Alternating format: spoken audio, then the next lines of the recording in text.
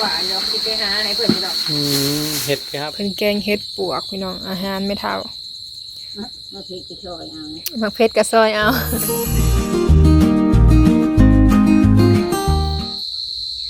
โดยกราบสบายดีสวัสดีเด้อพ่อแม่พี่น้องเบอร์สุขุสุขคนเด้อมาพบพ่อกับน้องราตรีเด้อพี่น้องเด้อตอนนี้ก็มาฮอดเลยแหละพี่น้องเนาะมาฮอดแต่ช่วงเว้นๆพุ่นแหละมากับพอดีช่วงไอ้เก่งมันกลับบ้านช่วงหนึ่งค่ะในข่าวเพิ่นว่าโอ้อยากได้กระปูเนาะพอดีเพิ่นมาแล้วเพิ่นบ่ได้ถือมาหั่นน่ะเพราะว่ามาผู้เดียวแน่พี่น้องเอ้ยก็เลยว่าเมื่อเที่ยวนี้ก็เลยหากระปูมาทางเฮือนเฮากับเพราะว่าพอได้กินอยู่เนาะบ่ได้เมื่อบ้านกับมันก็มีอยู่ทางนี้ก็หั่นน่ะพอดีหามาแล้วก็สิไปให้แม่เฒ่าค่ำเพิ่นเนาะเพิ่นอยากกินพี่น้องว่าเพิ่นก็ไปหาแต่ละเทื่อก็ได้ 2-3 โตเนาะผู้เฒ่าเพิ่นพี่น้องเอ้ยเอาก็เอากระปูไว้เลยแหละแต่ว่าสิไปเอาอยู่ทางล้างเฮือนพุ่นแหละเนาะสิไปปั้นให้เพิ่นกินน้ำปลาก็ได้อยู่พี่น้องบ่หลายเพราะว่าเฮาหามาแล้วก็ต้มกินแน่เนาะมันจะว่าเอามาให้แม่เฒ่าพ่อเพิ่นได้ต้มกินเทื่อ1 2เทื่อหั่นน่ะลูกพี่ก็ค่อนข้างอยากจะหายากพี่น้องปลาเนาะประเภทปลาก็บ่ค่อยมีหั่นน่ะมีแต่ว่าสิไปเอาให้แม่เฒ่าเพิ่นบรรยากาศอยู่เฮือนพี่น้องฟ้าเนาะฝนก็เซาตกเลยบ่หุ่งก็ปิดอยู่ด้วยนี่แต่คือบ่อยากดกเนาะกำลังเกิดขึ้นอีกบ่ดกเดี๋ยวไปเอากระปูทางหลังเฮือนก่อนพี่น้องปลามาพี่หมดครบนะเมืองใหญ่ๆเลยโอ้โหพี่น้องแต่ว่าไปเก่งเลยเพิ่นเห็ดปูเนาะเดี๋ยวทำมาแล้วก็ถอกใส่หนีไว้เลยเนาะเอาสิเอาเงินให้แม่ค้าเอาเพิ่นก่อนสิซ่อนตัวนี้เพราะว่าย่านในการดผมเสื่อมหมดยังไงเพิ่นอยู่ใต้ทานพี่น้องเดี๋ยวเพิ่นกินเนี่ยถอกใส่ได้แล้วเนาะสองโล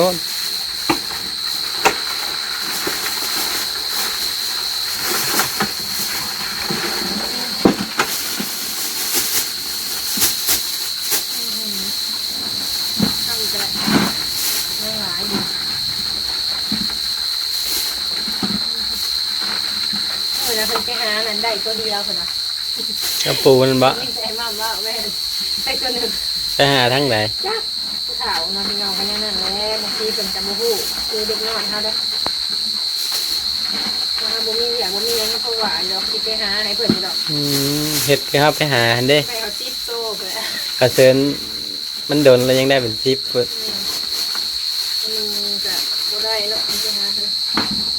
เนี่ยไว้อบกินเพิ่นนึงพอปลาก็ดีก็ได้เนาะจานก็ได้จะติดจับไปเลยพี่น้องโอ้โหปลาขอเลยอุ้ยลงจากปลาดุกมันมีปลาดุกตัวหนึ่งเด้อกำลังติดจำนะคะ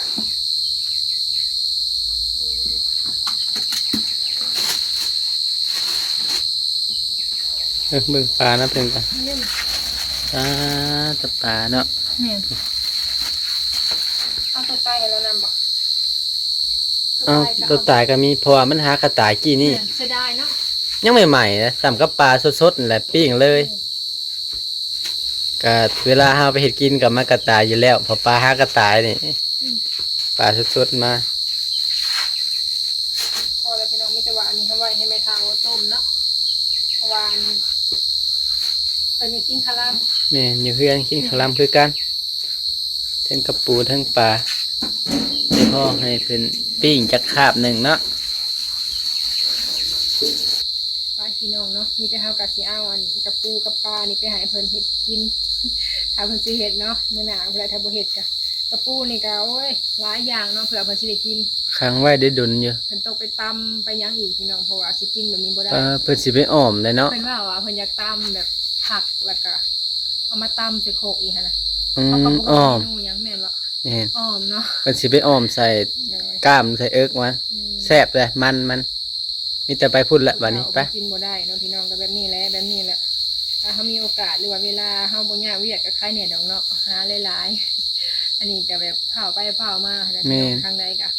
ทางนั้นเพิ่นมาก็โอ้ยคิดนำอยู่2คนเนาะช่วงนี้ก็เป็นช่วงสิเกี่ยวข้าวเลยแม่เพิ่นก็บ่มีผู้ซอยเวียกคั่นแหละพี่น้องทางเบิ่งก็บ่ยากแบบเอาเพื่องเอาหยังขึ้นห่างนี่หั่นแหละ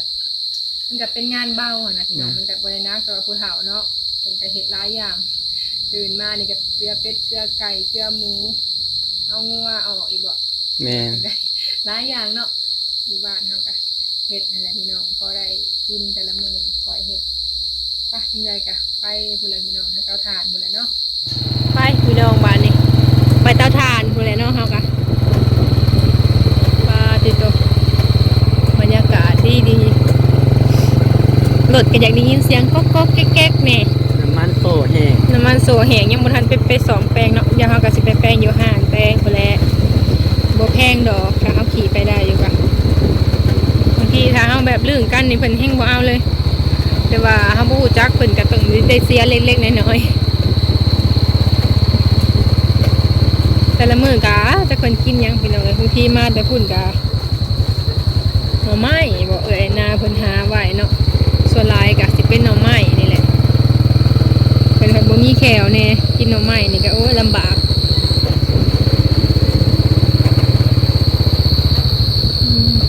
ลงไปทางถงหน้านี่บ่ลงทางถงหน้าบ่ นัดไปนี่ แม่น นัดได้ มันจังไก่เนาะ แต่ญาติมันคือจะแห้งแล้วล่ะนี่ แห้งแล้ว แก้วเทิงนี่มันเปื้อน อืม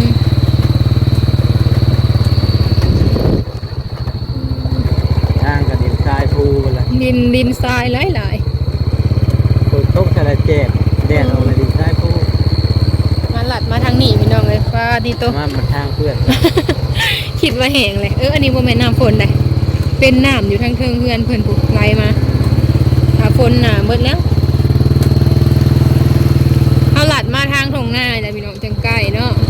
เล่ห้อยหลุดเป็นเที่ยวอยู่ แม่นเพิ่นก็เที่ยวอยู่แต่ว่าทางบ่ค่อยดีปานใดแต่เก่าอยู่เตาถ่านก็ย่างไปหานทางนี้แหละย่างไปแม่นมันก็สิใกล้นะพี่น้องปุ๊บแนมไปกับควันเตาถ่านเพิ่นอยู่ ใกล้กัน ขอยลงเด้อ ลงได้อยู่ ทางนี่ก็เสียแฮง บ่เป็นยางลงได้อยู่ บอกโอ้ว้าว ไปสื่อเลย ตึมถงหน้าเนาะเตรียมใส่เลยเป็นกระเห็ดหน้าใส่น้อยหนึ่งเนาะแต่ก็งามอยู่ได้เขาเป็นกะ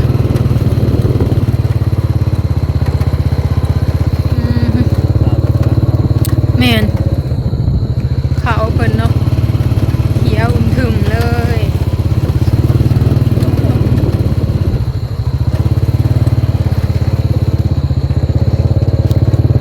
เพิ่นคือสิอยู่เฮือนหั่นแหละพี่น้องตอนนี้ก็เพราะว่ามาแต่เวียกเพิ่นมาแต่ดินเพิ่นแล้วเราก็สิไปหาแม่เฒ่าก่อนเนาะเพิ่นเฮ็ดกินมาจากเนาะแต่เพิ่นเฮ็ดนะ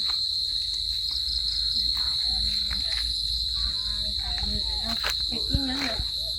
พี่น้องเห็นอยู่บ่สบายดีได้ไหมเฒ่าเด้อ สบายดี โอ้ แกนี่กู ผู้วงโทรหาเลยตัวแม่เฒ่าอ่ะอีกประมาณเดือนนึง นี่นะกูกับพงให้กิน ว่าได้ยังกินมื้อนี้นะ นี่นะอันเชียชาเฮ้ยพวกนี้เจ๊ฮิปโป ได้เฮ็ดปวกบ่ ฮิปโป ว่าติดพี่น้องได้แกงเฮ็ดพุ่นเนาะแม่เฒ่ามานแท้ เอาอันป้ามาให้แม่เฒ่าก็กระปูหั่นแหละแต่ว่าป้าก็บ่หลายปานใดพี่น้องใส่เบ็ดเทื่อเดียวแม่เฒ่าข้าวมาแต่ก็พอต้มเทื่อหนึงอยู่ได้หากว่ามีตัวตายแล้ว2ตัว มัน ตัวเป็นนี่ มันสะท้อนหลุดทามา ขี่มาไกลเนาะอันนี้หากระปูนเอามาให้เจ้านะคันนี้แล้วเพราะว่าจะก็สิเฮ็ดอะไรกินเนาะเพิ่นก็เพื่อสิได้กินพี่น้องต้อง อ้อมได้อยู่ อ้อมบ่ไปถามหรือเฮ็ดแนวใด กระปูนะ แม่น อ้อม อ้อมแล้วเนาะ อ้อมและผักตำเอามันมัน กินอยู่บ่อันพวกปลากบไอ้พวกปลากับกระปูกินบ่ กระปูกิน เออ ปลาที่มีกินนะ แม่นเพิ่นบ่กินได้กินเบิดไปถามเนาะเพราะมันเป็นแต่บางครั้งว่าจะมันตายหั่นแหละเพราะว่าปลาคอนี่แนวมันอันนั้นไว้เนาะ นี่ถ้า พี่น้องเพิ่นได้อันเฮ็ดได้ดีเนาะหลายดีพี่น้องเลย ที่ใด ลายแล้วนี่นะแต่ว่ามันคืออยากอะไรเลย มันมุนอะไรได้ หมุนแล้วบ่ มุนนี่นะกิน ปลา ได้กินเช้า ตัวเฮ็ดบ่ไปที่ใดเบิ่งดู แกนบ่ เบิ่งเดี๋ยวเปิดแผดเบิ่ง เปิดแต่มัวพี่น้อง นี่ได้อยู่เด้ปลาเฮ็ดเนาะคนห้ามบ่แม่นเฒ่ามันคือหมุน หมุนเนาะหรือว่าเป็นข้าวล่างลายน้ำเนาะ บอกแล้วมันเย็นหนักมันเยอะ หนาวแล้วเนาะมันโดนแล้วเนาะ มันจะหนาวแล้ว เพิ่นได้แกงเฮ็ดปวกพี่น้องแกงเฮ็ดปวกส่วนนี้เฮ็ดปวกเขาอันเขาดอกออกลายเนาะ นี่ ลายได้ส่วน เขาได้ได้เขาได้ อืม เอาคนนู้นเป็นงามทั้ง มาอันเทคก็เห็นยังไงนะที่เขาบ่ เพิ่นอยู่เทิงโถพี่น้องเป็นยำขาวไปขาวแกงเฮ็ดกินเลยค่ะนี่เป็นใส่มะเขือได้แกงเฮ็ดจ้ะ เป็นพริกช่อยเอาแล้ว ซอยเอาบ่ ช่อยเอาแล้วงาทาอยู่ที่โจ้ ข้าจะไปใส่ซะคิดว่าอยู่นี่เป็นแกงเฮ็ดปวกพี่น้องแกงเฮ็ดกินข้าวเบิ่งฮอดสิจับก็ได้เนาะ ปิดแพทก่อน โอเค มันมืดเนาะก็เลย หมอ เปิด เปิดแพทแล้วครับกรอบมา อืมอืมรถน้องตุนเพิ่นก็อัดไว้เนาะอืม อัดไว้มีน้ำมันไตได้แค่เดี๋ยวมีย่างไผ่ บ่มีน้ำมันบ่น้ำมันเบิด น้ำมันเมส อืม ซื้อได้ดอกหมู ซื้อแล้วบ่ ซื้อได้วันทงไปซื้อ เลยใครแน่เนาะเพิ่นแกงเฮ็ดปวกพี่น้องอาหารไม่เท่า มาพริกช่อยเอา มักเพชรก็ซอยเอา ซอยใส่เนาะอืมน้องตุนเพิ่นกินข้าวแล้วบ่หรือยังบ่ถ้ากินแกงเฮ็ดเนาะ ได้ให้แกงเฮ็ดปวก ถ้าเขาไปตำใส่ในกระเพชรโพดซอยเอาแหละมันจังพอดีแซ่บ ไม่เท่าบ่มีแยงเนาะที่ยืมไปสอน บ่มีได้มีแต่ว่าบนว่าสิเอามาแต่บ้านเพิ่นลืมมาฮอดครึ่งทาง ว่าจะเอาลูกแหมเห็ดนั่นน่ะแกนกวาดเลย เนี่ย ใส่ตีน เอาให้ใหญ่บนให้ มีแต่ของบ่บนเห็นไผก็ยืมของเราโอ้ยว่าบ่อยากยืม ชื่อมันลืมขับลืมแน่ อยู่บ้านก็มี ทอดจังขึ้นออก ไม่ใช่ช้อนกัน อืม เอาให้บน เอา นะ อยากได้ไปสอนลูกหัว หาดฟองลง อืม ถ้าอยากได้ไปสอนลูกหัวลองเบิ่ง ที่ได้ลูกหูอีงาม เห็นอยู่แต่ว่าจักมีเลยบ่ ลูกปุ๊บลูกเกียดแถวเทิง เพิ่นเอาน้ำไปเฮ็ดกินพี่น้องเฮ็ดล้างนั่นนี่หั่นแหละมาแต่พุ่นก็เฮ็ดกินมื้อนี้หน้ากับป้ายบ่หรือว่าเพิ่นอยู่เฮือนไม่เท่าจุดผ่านแล้วบ่เนาะ ไม่อยู่เลย อ ได้ จุดแล้วเนาะควันทวนๆอยู่ ที่ได้จ้าเลยดิจ้า ถูกพี่น้องเป็นเผาเรียบร้อยแล้ว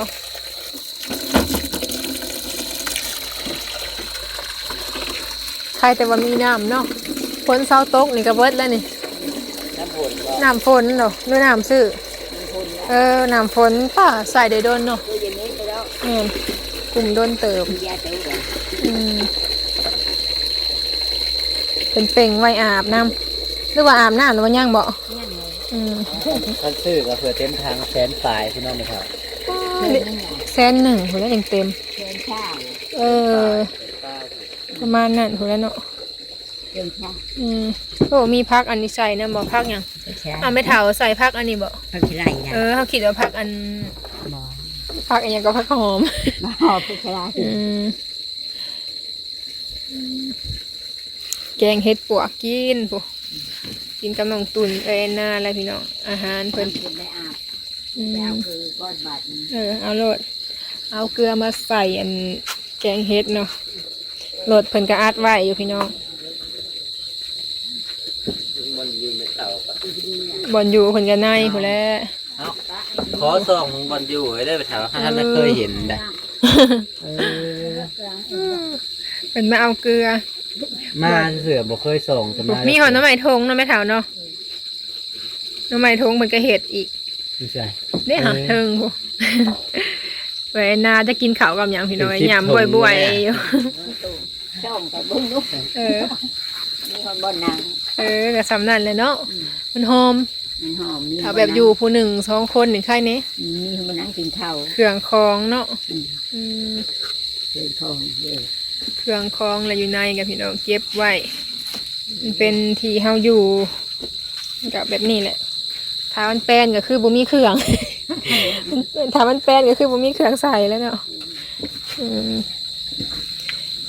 อันนี้ก็เฮ็ดอีกบ่นี่นะ เฮ็ด ว่าจิตมีแต่เฮ็ดกับเฮ็ดเนาะ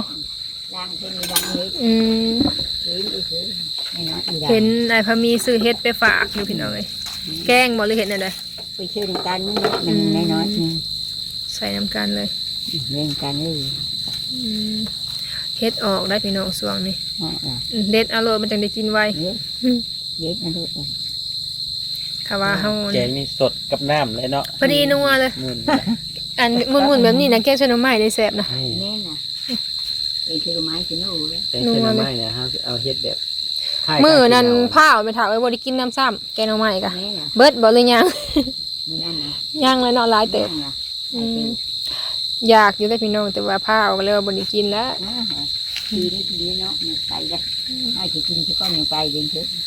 โอ้ยสำนั้นยังบ่ทัน เมื่ออะไรก็บ่ได้ทานซ้ำเลยค่ะ นั่นน่ะ เพิ่นทรงสการไว้เนาะทั้งพี่เพิ่นคือว่าบ่ายปะโมงปะ2โมงพุ่นล่ะ 12 โมงเพิ่นไปได้เห็นไหม แน่น่ะ บ่คือการเนาะอยู่ไผกะ เทศกาลเถอะ เที่ยง อืม ก็ว่า เทศกาลเถอะให้ อันพ่อเอ้ยแม่เนาะแม่ของหมู่เพิ่นก็ซ้ำว่าพี่น้องหั่นแหละ แบบกินอยู่น้ำกันหั่นแหละเพิ่นว่า พ่อแม่หั่นแล้ว อยู่ใกล้กันพี่น้องบ้านเดียวกัน มีหยังกะแบ่งกันหั่นแหละคือเฮานี่แหละโซ่เนาะไผกัน เค เลย ย กินอาหารต้องเฮียนกับอยู่หัน นี่ เด็กเพิ่นสิใส่น้ำกันเลย เทศกาลเลยไม่น้อย อืม ล้างหัวกระมุน ของเฮาบ่เพิ่นอันนั้นต้มเฮ็ดไว้แล้วก็มาไว้ห้ำเอาไว้เกลือไก่บ่เออไว้นี่แหละครับฝนมันบ่ตกดอกเนาะฝนน่ะล่อเพิ่นนี่ก็ป้าพี่น้องได้ใส่หรือว่าไม่เท่าล่อนะ ล่อใหม่เนาะ ได้ อืมเดี๋ยวบุญเพิ่นซื้อมาหลายมือแล้วเนาะพอได้อยู่แล้วนี่ โอ้ยนิ้วเป็นที่ อืมรอแบบนี้แหละมันคงถ้ารออันคงใหม่กับเพไว้ ที่ว่า แม่น ไม้อะไรมันหักก่อน ใหม่ฮักก่อนเหลือแต่ตีนเห็นแล้วเนาะ จะตีน แบบนี้ก็คัก กลุ่ม อืมรอ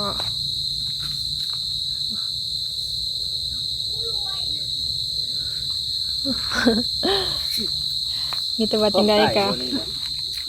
ให้เพิ่นเฮ็ดอยู่เฮ็ดกินก่อนเด้อพี่น้องไอ้น้องเฮาก็สิกลับและบาดนี้ให้แม่เฒ่าเพิ่นแกงเฮ็ดกินข้าวก่อน เอาปลากับกระปูมาให้เพิ่นจักเล็กจักหน่อยพอได้ต้มเทื่อหนึง มาสุดก่อนนะมาครึ่งทาง แม่ แล้ว น เพิ่นบอกเอากระปูมาเลยเด้อว่ะ แม่เฒ่าอยากได้กระปูตอนนะ เพราะครึ่งทางเลยยังบอก โดยเมื่อก่อนแม่เฒ่าสบายดีเด้อ สบายดี โดยแกงเฮ็ดจ้ะกินเนาะกับน้องตุ่นเลยหน้าพุ่นแหละมื้ออื่นพอกันท้องฟ้าพี่น้องแจ่มใสแห้งเนาะอยู่เตาถ่านก็ได้มีแต่ว่าคลิปนี้ก็สิขอลาไปก่อนเด้อพี่น้องเด้อถ้าพบพอคลิปหน้าเนาะโดยจากคลิปนี้ลาไปแล้วเด้อขอกล่าวคำว่าสบายดีสบายดี